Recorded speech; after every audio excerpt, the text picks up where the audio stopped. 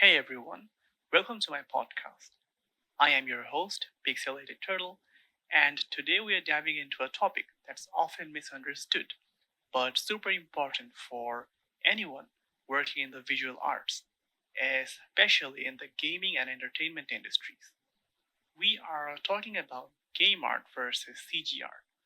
What's the difference, and why does it even matter? Now, you might be thinking, aren't these just different names for the same thing? Not quite. While there's a lot of overlap, especially when it comes to the tools and techniques used, the goals, processes, and end results are quite distinct. By the end of this episode, I'm hoping that you'll have a clearer understanding of these differences and why they're significant for artists, developers, and even players. So let's start off with some basic definitions first, right? What do we mean when we say game art and CG art? Game art refers to all the visual elements that you see in a video game: the characters, the environments, the props, textures, lighting, and so on. It's a broad category that includes both 2D art, 3D art, as well as animation, UI design, and even concept art that guides the overall look of the game. The key here is that game art is specifically designed to be interactive and optimized for real time rendering. Every asset is created with the player's experience in mind, from how characters move to how a virtual world feels. On the other hand, CG art, short for computer generated art, is a broader term that encompasses any digital art created using computer software. This includes visual effects in movies, 3D animations, architectural visualization, and of course, game art.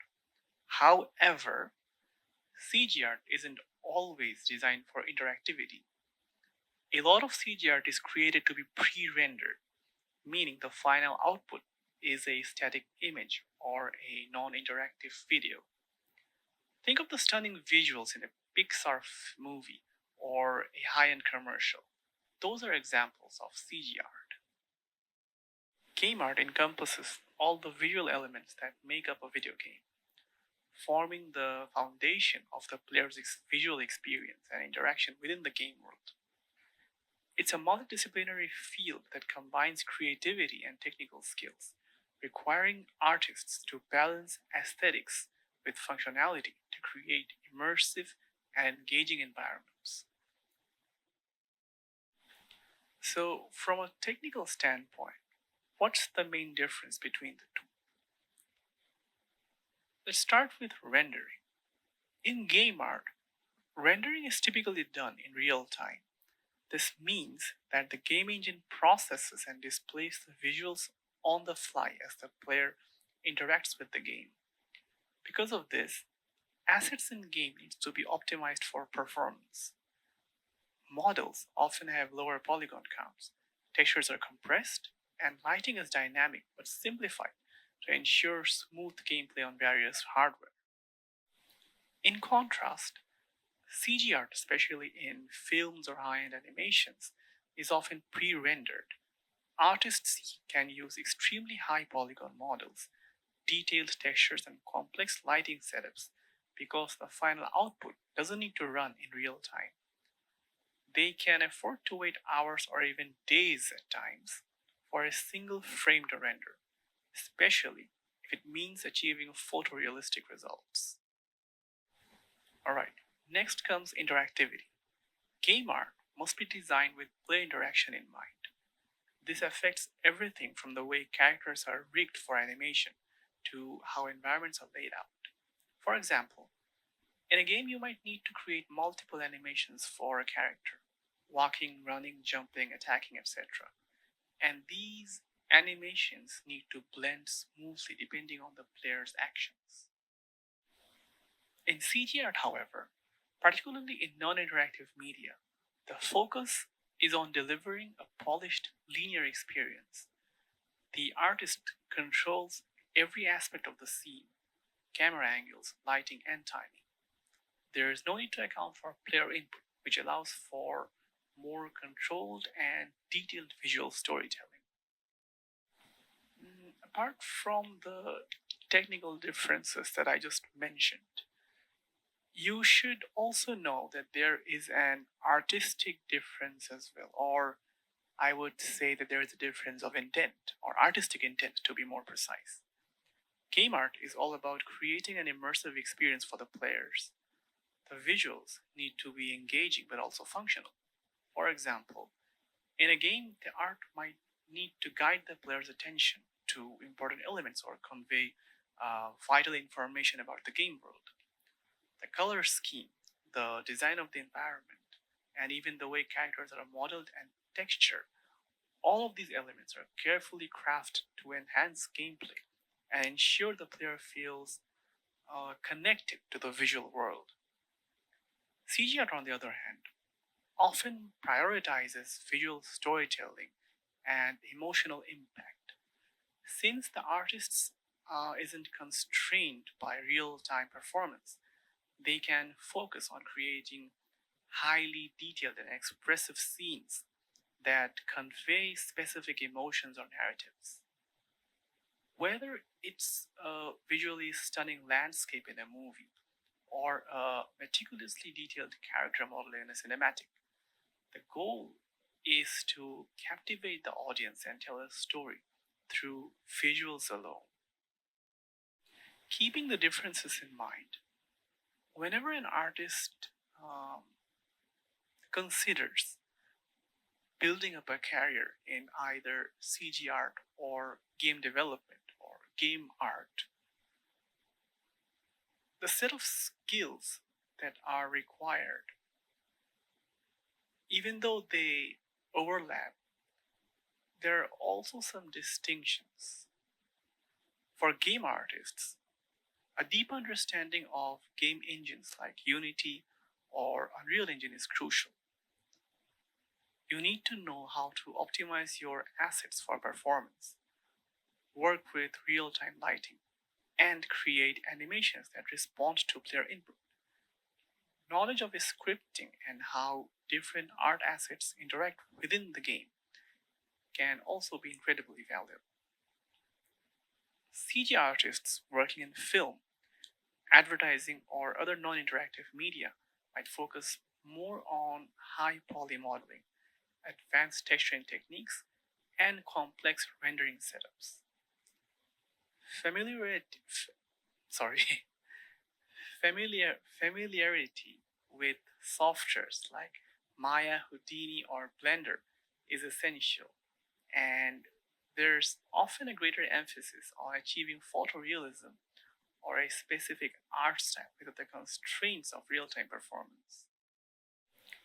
So, while there are distinctions, it's also worth noting that there's a significant amount of overlap between these fields as well.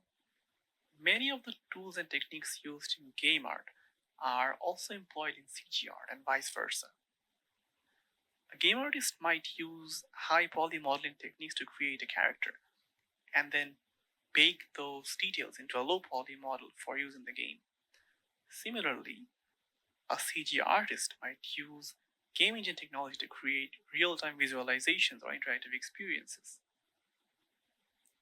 I think one of the most prominent example uh, of creating a spectacular media in using game engine would be The Mandalorian, where, as far as I know, Unreal Engine 5 was heavily used to create some of the stunning backgrounds used in the film, in the TV series. Collaboration between game artists and CG artists is becoming increasingly common, especially as industries like film and gaming continue to merge. For instance, many modern game studios create cinematic cutscenes that require the same level of detail and polish as Hollywood movies. You may think of games like Uncharted 4 or the more recent Hellblade Senua's Sacrifice. Similarly, films and TV shows are increasingly using real time render engines like Unreal Engine for virtual production.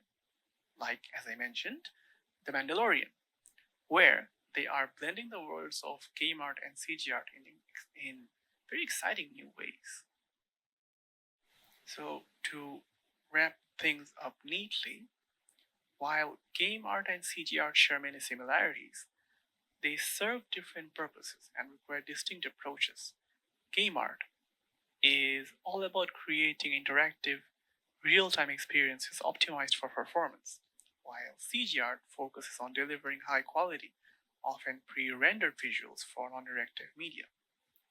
Both fields are incredibly dynamic and offer unique opportunities for artists to express their creativity, whether you're building an immersive game world or crafting breathtaking visuals. Mm, I hope that this video, or rather this audio podcast, helped you to briefly get an understanding of the differences between these two exciting fields. Whether you're an aspiring artist, a game developer, or just someone interested in the world of digital art, understanding these distinctions can help you make more informed decisions about your career or your creative projects. So, thank you for tuning in.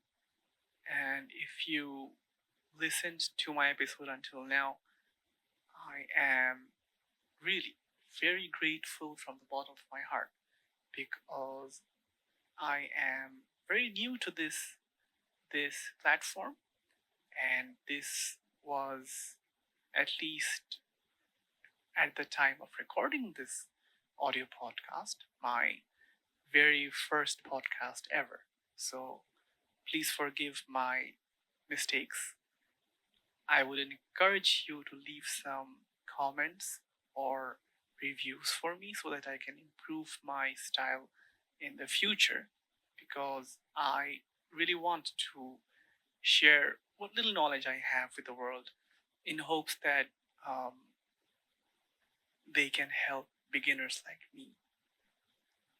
So, if you enjoyed this episode, please do subscribe. I hope that down the line you will get more interesting and helpful contents. And if you have any topic that you'd like me to cover in the future episodes, please feel free to let me know. Um, I will definitely try to respond to each and every comment, and I will try to keep creating and keep pushing the boundaries of myself and what I can do in this platform. So, yeah, thank you again for listening to me until now. See you in the next episode.